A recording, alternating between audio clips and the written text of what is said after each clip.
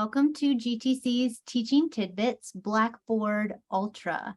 In this limited series, each episode we will explore a technique, tip, practice, or idea to expand your knowledge of and comfort with using Blackboard Ultra. Today we have joining us for a second time, member of the Curriculum and Instructional Support Center, CISC for short. And of course, I call him the Blackboard guru here at GTC, Lee McMinn. In this episode, Lee introduces assessments in Blackboard Ultra. So welcome again, Lee. Thanks, Rachel. I'm going to turn it over to you to share your teaching tidbit. All right, thank you very much. As Rachel said, this episode is on assessments, and there's lots of different directions we can go with assessments. I mean, talking about what they are, what makes a good assessment, all that sort of stuff. That's not this episode. This episode is looking at the assessment tools in Blackboard, and very quickly, a quick overview of some of the options that you have with these different assessment tools. And again, we're going to focus primarily on these tools within Blackboard. There are other tools that you can use that are not associated with Blackboard. You can create manual grade columns in Blackboard for other gradable items. And we'll mention the publisher connection here at the end. So let's first look at just our general layout of our course. And I mentioned this in the adding content. You can copy an entire course over using the three horizontal dots at the top right hand corner and choose copy content. What we're going to do is create content, and within Blackboard in the course content area that you see here, and I've kind of zoomed in, you have these lines in between your different content items. And this line with the plus on it, when you click on it, you see this drop down menu. And what we're focusing on is the create option, the very first option. When you click create, this right panel for create item will pop up. You see all the different things that you can create. And we mentioned the items in the top area, the course content items in the previous session for adding content. What we're going to focus on in this session are tests, assignments, discussions primarily. As you can see, when on the right side panel, I've zoomed in a little here so you can see, you would click on assignments to create an assignment. Now, when you click on this, if it's a brand new one, you're going to come and most of this stuff you see on the screen will not be present. What you would see at the top left, where you see fiction assignment now, would be, it would say new assignment and today's date on there, and it would prompt you to give it a name. So you would name the assignment. As I mentioned in the adding content, whenever you create something new, by default, Blackboard has the visibility to students hidden. So if you were ready to show this to students, or you were creating it for some future date, you could choose release condition for it. You'll see the assignment settings on the right hand side, and then you'd have kind of a blank assignment content area. You still have the horizontal line, and when you put your pointer on the little plus symbol, it'll turn purple, and when you click on plus, it opens up this drop down box where these are all the different things that you can insert into the assignment to build the assignment. You can see here for this, I've already named it fiction assignment. We have a little bit of directions, which is just a text box where that was typed in. If you have a file that you wanted to add, I just selected the add total file, which is second from the bottom, and added that file. Now you can see I mentioned in the adding content about files where you can make them view only, view and download, or download only. That's what this little down arrow here at the end of the file name is for. So if a student clicks on that, I set the option to view and download. And by the student clicking on that drop down arrow would basically open up the file within this screen. So they could actually read the file within the screen. Now they couldn't interact with it. If they needed to download it, like to you had a form you wanted them to fill out, or it was an Excel spreadsheet that they needed to work on, then they would need to download it. What I'm showing here below this is where you can add additional content. Now, here's the great thing about an assignment that we didn't have in original view. You can make it almost like a test. You can ask questions for the students to answer, and they can be gradable questions. All right. So I could add an essay question. I could add a fill in the blank question, or all these question types here. I could even use a question pool, or I could reuse questions from another assessment within this course. If you wanted to add text, like I did at the top, you would choose add text. All right. Once you have your assignment set up, then you would jump over to the assignment settings. And in the assignment settings, to actually access those or change it, you could just click on, for example, due date. Or you could click the gear wheel in the top right-hand corner of the assignment settings bar. But when you open up settings, it's going to be one long panel on the right-hand side. And I've basically cut this panel up into 4 pieces so we can see it a little bit easier. You'll notice on the first part, under assignment settings, I'm looking at the image on the far left, that there are 4 items that are grayed out. The reason these are grayed out is because this is an assignment. And with assignments, some of these options are not available. With a test, these exact same options would be available. So for example, displaying 1 question at a time is not an option for an assignment. Same thing for prohibiting backtracking, which this is a feature that's coming in July. Right now, you won't see this. So you would set your due date. Now, we have 2 options under the due date, and these are very important. So please pay attention to what these mean. And you can read the description right below them. The first option is prohibit late submissions. What that means is the student cannot at all submit if the due date and time has passed. Maybe they started working on it. Let's say you can say the due date here is July 24th at 12 a.m.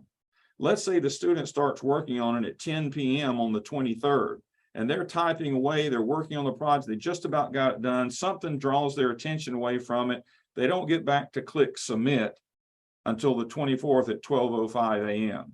Guess what? If that box is checked, they will not be able to submit it because the due date has passed. All right. So you need to be very careful if you choose that option, that you let your students know once that due date passes, they will not be able to submit.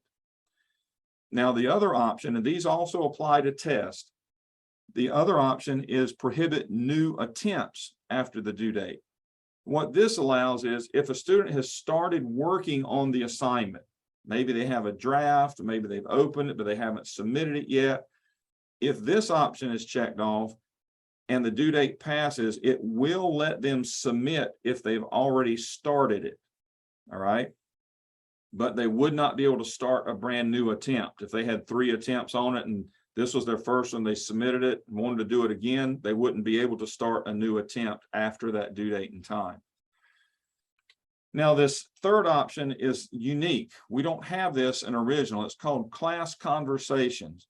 What this is, if you check that off, that lets the students start. It's almost like a discussion board, but it's not gradable, or it can't be gradable. And it's only about this particular gradable item or this particular item. You will see this class conversation options available for tests, for assignments, for documents, for lots of different things like that, not for discussions, because a discussion is its own discussion area. But what this is let students kind of share or talk about the assignment. Maybe they can point out some things to the instructor. And whenever a student posts a conversation, if this is turned on, there will be a little indicator in the top right-hand corner of your course screen indicating that a new conversation or a new thread, if you will, has been posted to a conversation. The other, like I said, these next 4 options are not available for assignments.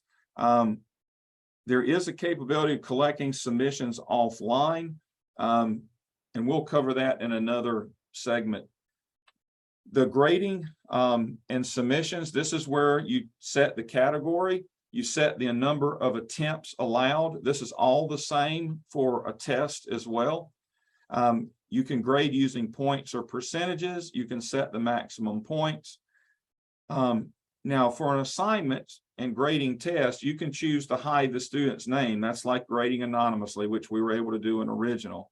Evaluating options. This is if you have multiple graders, you could allow multiple graders. You could do peer reviews if you check that off. Now, this assessment grade where you see the new tag on here is something new. If this is checked off, and I think it is by default, so you would see a green box with a black check mark in it by default when you turn this on. And this is to post grades automatically. Now, if the students are submitting an essay or a paper that you have to grade, of course, there's no grade to be posted automatically. But if you had put in some questions that were gradable, kind of like a quiz, then it would grade it automatically if that was appropriate question types. And it would automatically post that grade for the students to see if this box were checked off. By not checking the box off, it lets you, the instructor, decide when grades are going to go out, if you will. So for a test or an assignment, you could go and grade all of the assignments first and then send the grades all out to everyone at the same time. That's really helpful when you're dealing with tests and stuff like that, because then a test grade will not be posted to the student before you tell it to go out to the student. And that way they can't see the grades and or possibly share things with other students. Under assessment results, this is where you can view or change different views. You can automate question feedback. This is more for test. You can make some changes to question scores. And if things are marked correct, how they look. The assessment code is only needed if you want to put a passcode on this, meaning you don't want students to be able to access it without typing in that code. I don't really see much use in this right now unless they were having to go to a testing center and a proctor would type that code in. It's not really useful in this. Now, you do see grayed out because this is an assignment, the Enable Proctorio. Proctorio is a new proctoring service that we will be going to beginning in July. And if this were a test, that option would be available. Additional tools, time limit. If you want to give them the time limit, this time starts the minute they open the assignment, and it would run until either the timer runs out or they click submit. You can add grading rubrics as well right here. You can align with goals, which we aren't really doing right now. And if you had groups in your course, you could make this a group assignment. And then, of course, there's a small text box at the very bottom where you can type in a very short description. I think, again, you're limited to 250 characters. So that's basically all the settings you have for an assessment. Now, when it comes to grading, now this is an example from my math class where I have the students, they are required to submit work. If students submit essays and other things like that, you have this same inline grading capability. By the way, you also have Safe Assign, and you can have it go through there. But once you get to grading the assignment, you have all the tools just like you had in original course view. What I have found and I like better is when you choose the pen marking tool, it remembers what you've had the previous times. In original, it didn't remember that, and I would have to set the size of my marker line and the color every time. Now it remembers it, so I don't have to go through the change all the time. So you can go through, make your comments there. You do have a feedback box on the right-hand panel. For an assignment, you would have to enter the grade right here by the submission number at the top right. And when you enter this grade, it duplicates it up to the top area, basically like the final grade for that particular assignment. Depending on the settings, if you had multiple attempts and you had like the highest grade, that the highest grade would show up in the top banner, and it may not be this particular attempt if that's the option you had set. You can do recorded feedback in this text box under feedback for student. You see this little icon on the far right, this is the circle with the plus on it. When you click that, you will get several options. And one of the options about the middle, a little lower than middle, is recording. And that's where you can record your audio and a video. It's limited, I think, 5 minutes, but you can actually give some audio and video feedback to the student on any of these feedback boxes, whether it's a test or an assignment. All right. So that's how you can take care of that. Now we're jumping over to test. Again, if you chose test, it would be, sorry, phone ringing. You would select test and you would get to the test creation screen. The screens all look very similar. This is to a test. You can tell because you see in the top right, it says test content. You would give it a name as if you would any other item that you were creating. Again, the visibility by default is set to hidden. You create questions by clicking the same, and this is the great thing about this, it's similar icons all throughout. Notice when I click create or click the create option, I get the same drop down that we saw in assignments. Since I'm creating a test, I would probably choose some of these options from the top part of this selection box, depending on the type of question I wanted to create. If you're using question pools or what Ultra calls question banks, you would choose add question pool. And you can see I have some examples of that for question number 2 and question number 3. Those shows that those are a pool. Let me add this on one of, and I didn't think about it until just now. When we go into settings, one of the options under settings is randomize questions.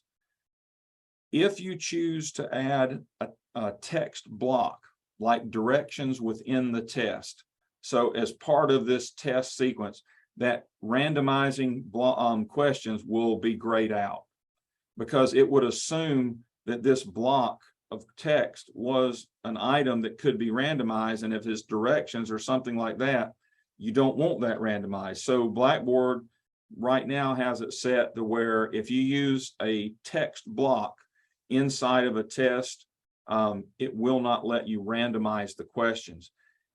If you're using question pools, that's probably okay. It's not that big of a deal because the pool itself is going to be randomizing. So just be aware of that. Here are the test options. Notice there are a few grayed out capabilities with a test. You cannot collect submissions offline to grade it. You have to grade it within the Blackboard interface. The only other thing grayed out in the first part is prohibit backtracking, and that will come on if you check off display one question at a time. If you're displaying all questions at once, you really can't prevent backtracking. Now it is coming, and it's probably going to be here sometime in late fall, that we will be able to paginate a test, meaning you'll be able to create page breaks and put questions on certain pages of the test. Maybe if you wanted to group questions together by a scenario or a topic, you could put them all on the same page. And then Blackboard may have a prevent backtracking on pages as well. That's still yet to be decided. All of these other options that you see listed here are just the same as what I mentioned when we talked about assignments. So remember the late submission and the prohibit new attempts, those mean exactly the same no matter what item you're creating that's gradable. You set the category halfway down, the number of attempts allowed, the points. Now the maximum points is actually set by the points you assign to each question that you add to the test. It just totals that up. So you can't really change the maximum points. The only way you can change that is by editing the point value on the question. Now with grading tests, notice that you cannot grade anonymously. The evaluation options having multiple people grade and peer review are not available for that. And then the assessment grade where you can post it all at once or post them automatically, that's still your option there. To me, this is a really good option because I would uncheck this for a test and not give everyone a grade until the same time. That way, some student that got their grade early couldn't go and possibly look at their test results and then phone over to their friend and say, hey, I've already had my test graded and this is what I got and these were the questions. Now, Proctorio and things like that are going to help that security, but by delaying the posting of the grades, you're helping that security even more. All the other options are pretty much the same. Time limits and that source is the same. In the July release of Blackboard, students see the timer right now. They see the timer at the top left-hand corner of the test. They will have the option in July to hide the timer. If that makes some students nervous, they'll see a little eyeball icon beside the timer. When they click on that, it hides the timer. The timer's still running. They just don't have to see it ticking away and causing anxiety. So be aware of that. Once you've made your settings there, just click save and your test will be set up and pretty much ready to go. Whenever you create an assignment or a test, it automatically creates a grade center column for those gradable items. The next and the last thing really we're going to go into much detail here is discussions. Discussions can be gradable or not.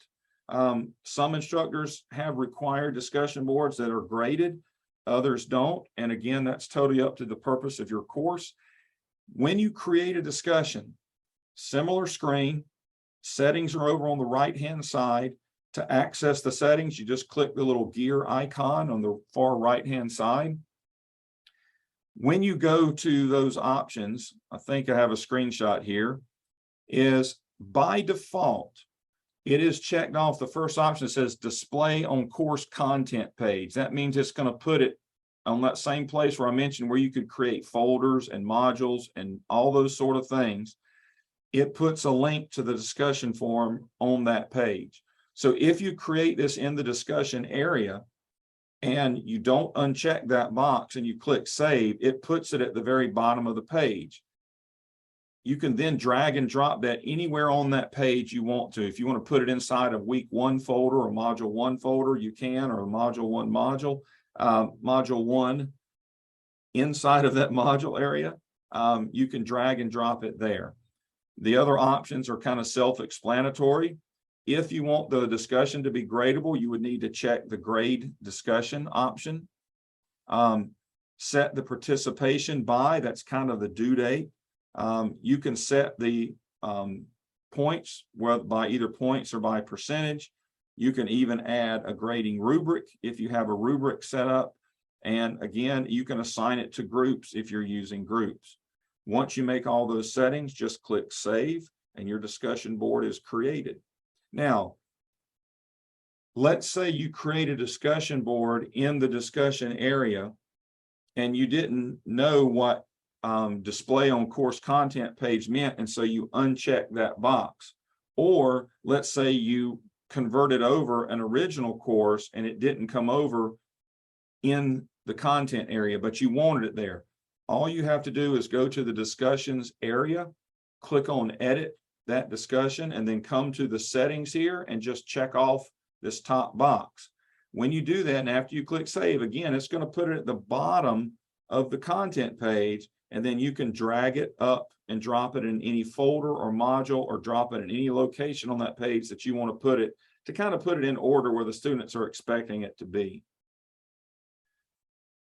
Now, there are lots of other forms of assessment that we talked about. One of those is in Blackboard. It's a tool called Journals that's in the selection box under Create. Not as many people use journals that much. You can make those gradable. Other things that you can do, they're not part of the Blackboard system, if you will, that you may grade outside, would be projects, group projects, presentations, and things like that. Again, you can create a manual grade center column to manually enter grades for those sort of things. Or for those of you teaching face-to-face classes, if you have them turn in paper assignments, you can grade them and then enter the grades in the Blackboard grade book. The last thing, again, is publishers. Now, again, that works a little bit differently, but when you connect to a publisher site and you create assignments there, you can link those assignments test, whatever, inside of Blackboard for most of the publishers. If you do that and you choose to sync the grades, then it will automatically create all those grade center columns for those gradable items that you've connected to the publisher, and it will report the grades there. If you're having any issues with your publisher material, you need to contact your publisher rep and or the publisher tech support. And if there's an issue going on with the connection between their tool and Blackboard, they can always get in touch with me. That's a lot of stuff in a medium amount of time, but that's the main assessment tools that we have available for us in Blackboard Ultra. Some other tools might be coming in the future, but right now that's pretty much what we have. It covers 98% of what we need here at Greenville Tech. And as we've mentioned before, if you have any questions about Blackboard, you're more than welcome to call me, send me an email, or get in touch with anyone in CISC, as we're all pretty much Blackboard experts. Thank you so much, Lee. You gave us such good information, some really helpful tips about some of the changes and new features that we have for our assessments in Blackboard Ultra. I'm actually excited about some of those additional capabilities now. They work really well. Yeah. Well, thank you so much for sharing all of that. As y'all are starting to see why I refer, when I talk about Lee to other people, I refer to him as a Blackboard guru, because he knows all. Well, all about Blackboard, just about. All about Blackboard, exactly, which is why we always ask you to share about Blackboard elements on Teaching Tidbits. And I'm more than happy to do it. Well, you heard Lee. You are welcome to reach out to him to continue the conversation, or CISC, and we have the email addresses to both of those here on the screen for you for easy access. And that's our teaching tidbit for today's episode of Blackboard Ultra, and we'll see you next time.